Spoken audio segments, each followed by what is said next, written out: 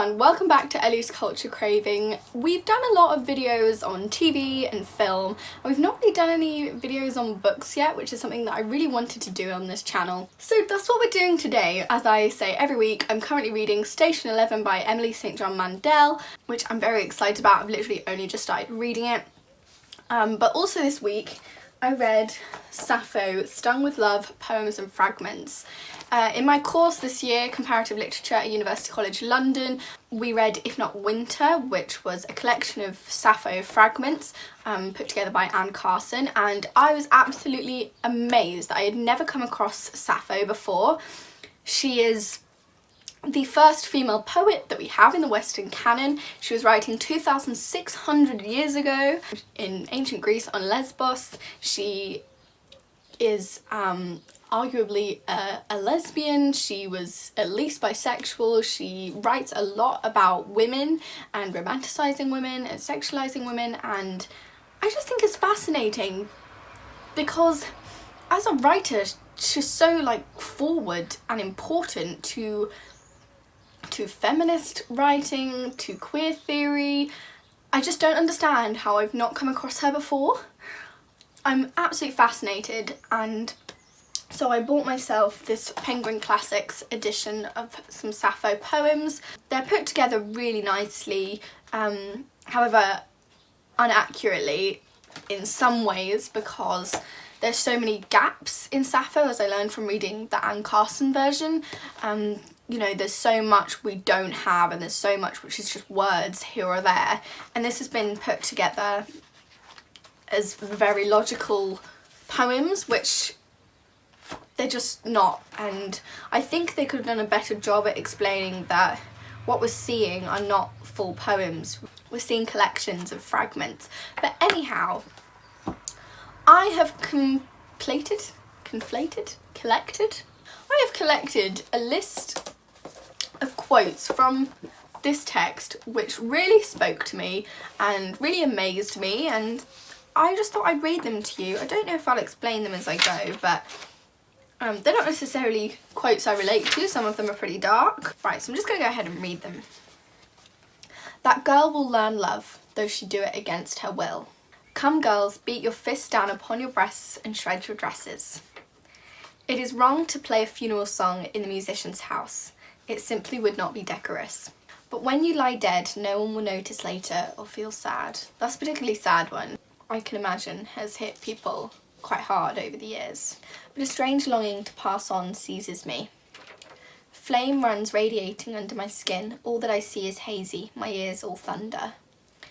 This fragment is from quite a full poem that we have, and it's about her jealousy of seeing a man talk to a girl, possibly that she fancies, possibly that she likes, and her imagery of the way it affects her body is so powerful. Cold grew, the spirits of the ladies, they drew their wings close to their bodies. But I love extravagance, and wanting it has handed down the glitter and glamour of the sun as my inheritance.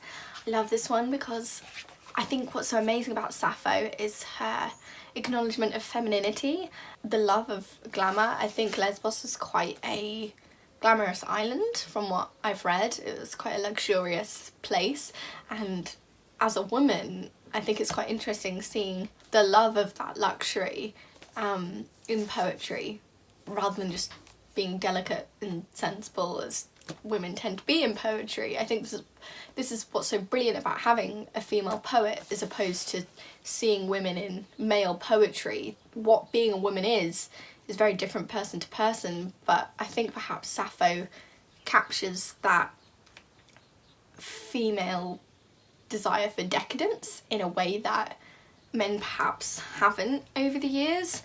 I think it's very looked down upon in poetry when women are frivolous or love that kind of stuff, whereas Sappho writes about it in a way which is really joyful and in a way that I find really fun. Stand and face me, dear. Release that fineness in your irises. What farm girl, garbed in fashions from the farm and witless of the way a hiked hem would display her ankles, captivates you with her charm? Again, so much fun. You know, there's no judgment about this farm girl as there is in literature throughout time, you know, the girl trying to seduce somebody.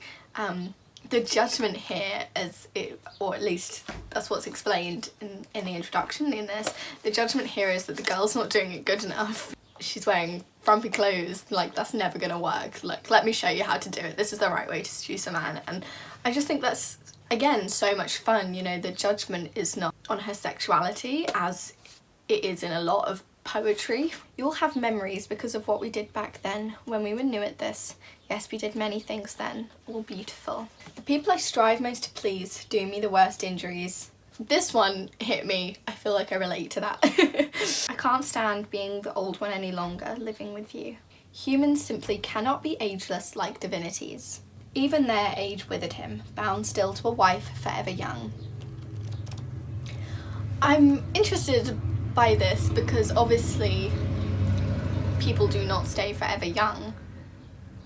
So I'm assuming we're talking like personality and the way this woman is. She is youthful and the man she's with continues to age, but she is light and has a desire for life, and he just ages while she is so vibrant. I have a daughter who reminds me of a marigold in bloom.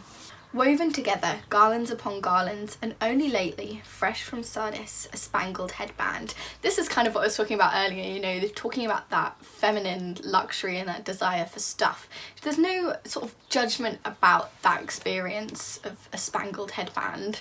Perhaps I'm misinterpreting, but I see that as a discussion of fashion and accessories, which is just fascinating considering this is 2,600 years ago. I mean, really, we're not so different, and I just feel like a huge connection between myself and this woman looking at the women of the day and how they're dressing, and that has such a huge significance for a lot of women. You know, the image of women in general, the way we dress, and it's so powerful. This is at least experience I've had in my life, and fashion does mean a lot to me, and the way you dress means a lot to me, and I feel quite moved by the fact that this woman's talking about fashion 2,600 years ago. Some call ships, infantry or horsemen the greatest beauty earth can offer. I say it is whatever a person most lusts after. Again, I think this is probably one of her most famous quotes, but this is the joy of reading female writing. What is important to men or typically, you know, the males that run the world, especially in this time. Men were in charge of wars and countries, and there's a lot of significance placed on, you know, the pursuit of men and the lives of men. And I feel like this quote is saying, well, what is inside the home and what is inside your heart is just as important as these big dramatic things that are happening in the world. What is happening to us is also important.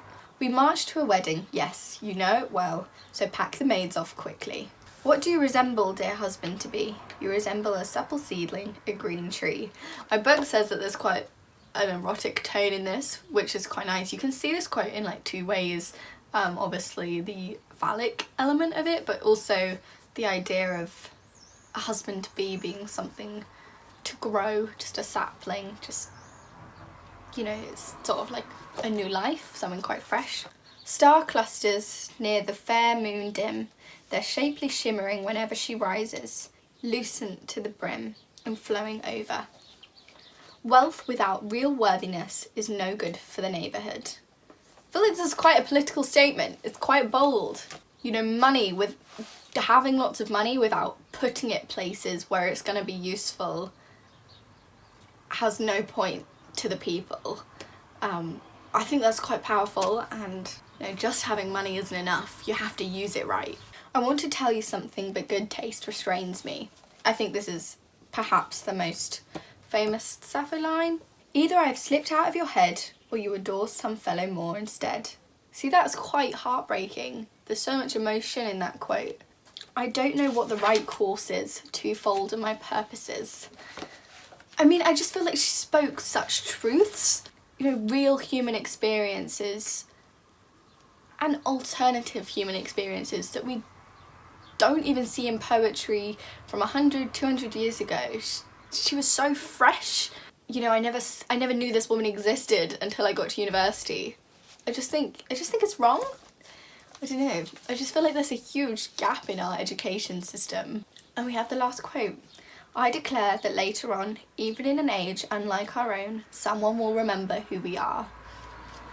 How amazing is that? I mean, it's something quite meta-fictional in that, as a reader, seeing that you're so aware of the fact that you are that someone.